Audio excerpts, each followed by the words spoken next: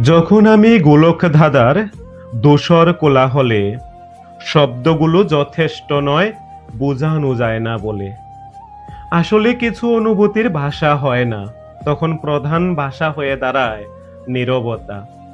গিটারের সুর, শরীরের জোর, সাতরঙ্গা এই মন, আদরের গান, মান অভিমান করেছি সমর্পণ। দেখবেন একটা সময় এসে মানুষ তার প্রিয় মানুষ, প্রিয় জিনিসকেও ছেড়ে দিতে শিখে যায়। জামার সুতো, মনের ক্ষত, ছন্ন ছাড়া জীবন, কত শত ছবি নীরব কবি করেছে বিসর্জন। কিন্তু এই বিসর্জনের খবর কেউ রাখে না।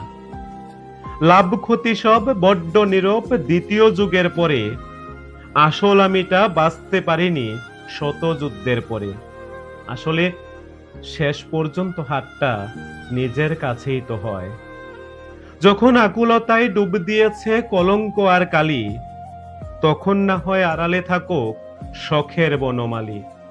আসলে সব লড়াই প্রকাশ্যে লড়া সম্ভব নয়, তখন নিজের শখকেই দূরে রাখতে হয়। স্বপ্নগুলোর জ্বালাতনে তাই স্তব্ধ হয়ে থাকে, মধ্যরাতে নিজের হাতে খুন হওয়াটাই বাকি। সবচেয়ে বড় মৃত্যু তো হয় স্বপ্নের, মানুষের নয়।